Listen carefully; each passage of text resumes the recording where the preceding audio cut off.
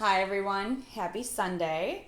If you're just joining, I'm going to adjust my camera. We just had a little kerfuffle that my son didn't see the cord and ran through it, and so I was trying to realign everything, and I don't think you guys can see everything that's on the counter, which is what you need to see. So we got to make sure that you can see it all. And then my head doesn't get chopped off. So we'll see what happens when I'm back here. Oh boy, okay. Hang on real quick. Let me readjust. Sorry, everyone. Hope you had a wonderful weekend. I know I did. Eek. It tumbled harder than I realized. All right. That should do it. I hope it's nice and straight and everything's good. All right, it looks good. So, I am Sarah from Food Fun Waukesha. If you haven't seen these before, I have some fun in my kitchen with these when I go live on Sundays. And I'm either sharing a recipe of something that I liked from downtown Waukesha and I'm trying to replicate it or use it as influence to make something else, or just family recipes that I absolutely love and want to share with you guys. So it's rhubarb season. I have grown up with rhubarb in my life, my entire life, basically. And I had huge rhubarb plants at my parents' house. They have now transplanted one to my yard. Mine isn't quite there. My stalks are a little too short, but I was gifted some from a friend, and I want to use it up, and I want to use it in a delicious way. And one of the things that I remember from my childhood is we had so much rhubarb. I was baking things with rhubarb like crazy, and I was making, it was like a rhubarb strawberry or rhubarb cherry upside down cake. Can't find the recipe for it right now, but I made so much of it. I have a low tolerance to vitamin C that I ended up breaking out in hives because I made it and I ate half a pan. It was so fantastic. So it's think pineapple upside down cake, but you're subbing in rhubarb strawberry or rhubarb cherry combo. And I ate so much of it, all of a sudden, that's what happens to me when I have too much vitamin C. I break out in hives. So don't think it was actually the rhubarb that did it to me. I think it was more either the cherries, which were real cherries, not maraschino, and the strawberries that were in it. So what I'm making today is a really simple recipe. It's literally called a quick rhubarb cake, and I already made one. This one I kept in the oven just a little too long. I was very worried that the middle wasn't going to be cooked, but it's definitely fully cooked. I'll pull a slice out in a little bit for you guys too. And so it's a little drier around the edges. There's the chance that I could do a little powder sugar milk slurry frosting drizzle kind of thing to put over it, and that might help with the dryness. Or if you're having it with a cup of coffee in the morning, I think it'd be totally fine, and it's kind of a breakfast thing. But here's how quick and easy it comes together. So I've already chopped up my rhubarb. I am looking to have it as a nice, you want to be able to chew on the pieces. I see one in there. Oh, that's a whole bunch of them stuck together. I was how did I miss that? No, but there's a whole bunch of pieces in there. And so I've got about 2 cups of rhubarb here. And I need to crack 3 eggs and add them into my sugar. I trust myself most of the time when I'm cracking eggs that I don't get any shell in there. When I teach my cooking classes, I usually have the students crack into a separate bowl or cup, and then we look for shells, and it's oh my gosh, you're a pro at this if they got no shells and stuff like that. And otherwise, I'm in there and just getting the shells out. So I am mixing my eggs and my sugar together, and all this recipe basically says, I'll share the recipe with you guys, but it says until it's lighter and fluffier. So ultimately, I'm just gonna stir this around a little bit to get it a little bit fluffier, lighter. I really want to make those eggs get a little airier. So just kind of using a whisk to aerate. And in the meantime, while I'm doing this, I taught another cooking class this weekend, another Mommy and Me class. This was actually my test run of a 5 to 7-year-old class, and guys, I loved it. So it was Mommy and Me. I had 25 students, so one mom had 2 kids with her. There were a couple groups that came together, I think it was a grandma and a mom with 2 kids, and then some friends that came together and stuff like that. But I had a blast. We made little biscuit pizzas and some energy bites, and part of the fact that I love this is I test out the recipes usually the week prior to the class if I've never made it before, and I loved the recipes then. So I was this is going to come together so well. And so 5 to 7-year-olds, you've got to make it a little bit simpler than my 8 to 12-year-old classes.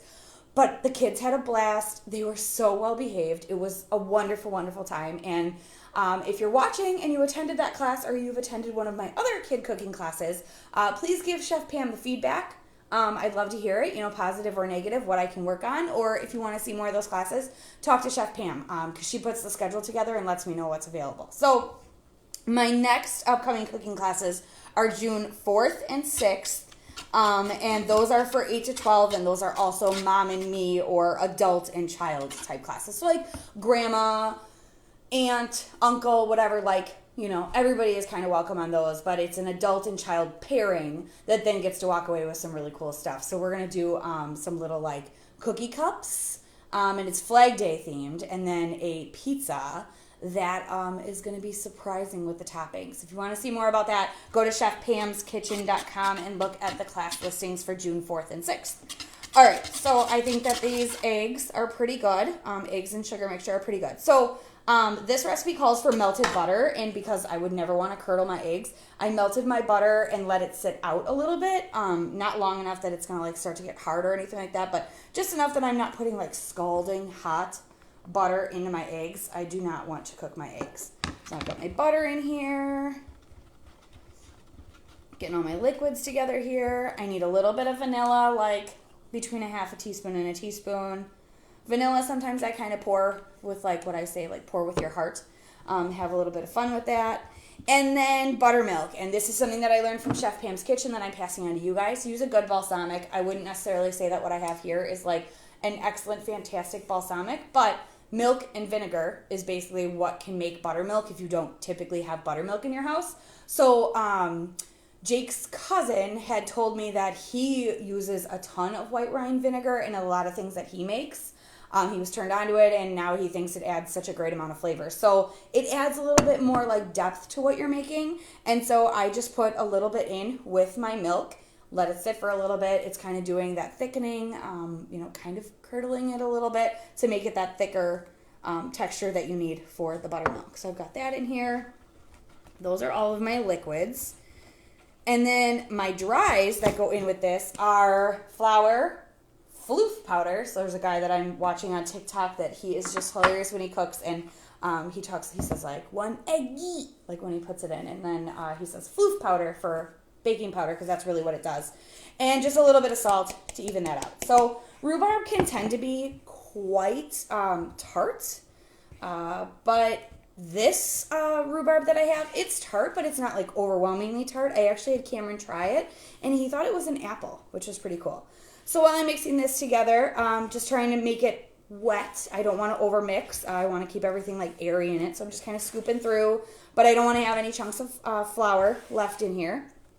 I should have my oven preheating to 350, but I don't, so it will have to sit out for a little bit and wait. But we had quite an eventful weekend at our house. Whittier Elementary, unfortunately, is closing in Waukesha, and both of my stepdaughters went through that school. And so my stepdaughter Samantha actually made the news because they came out and covered the story about the farewell to Whittier event that was yesterday.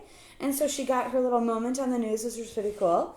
And then today, after we did a ton of yard work, I'll get back to that in a second, but I want to give praise to my other stepdaughter. She was in the Scholar Athlete program at Waukesha South High School. So we went to that tonight, and that high school has some really impressive students in it that are both scholarly and great athletes. So props to that school for what they're doing. Excuse me, I have a little tickle in my throat. Nothing wrong with live TV, right? Okay, so you definitely want to have some Pam in your pan so that nothing sticks. Take another sip of water here. Okay, all better. Now I'm going to just put my mix in here. Nope, not better yet. I think the flour got me, guys. I think that's what this is. Woo! All right, nothing like live video, right? All right, so I'm smoothing this all out. I want it even. The rhubarb's going on top. So I am generously pouring. Some is heavier, so it's going to sink into the batter a little bit. So sorry, guys. And then just sprinkling a little bit of sugar. That's going to help cut out on that tartness. It's about 2 tablespoons of sugar. All right. So I'm going to show this to you guys now. Ooh, that cough really got me. I think the flour really bumped up on me. But there it is before it's cooked. 350 for about 30 minutes in the oven. I'll get that in as soon as my oven is preheated.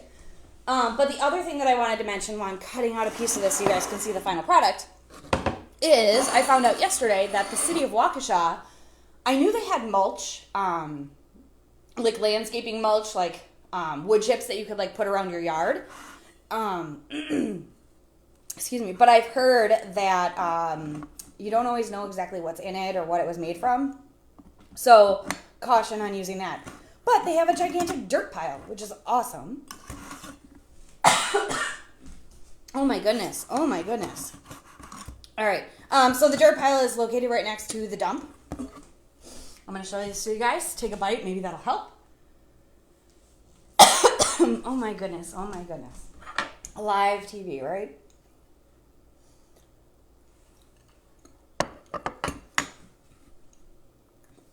Oh, that's good. Not helping the throat, but good.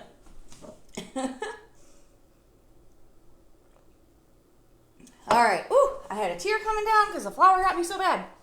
Anyways, great weekend. Go to the dump if you're a city of Waukesha resident. Use that soil. It looks really, really, really good. And I hope you guys have a good weekend.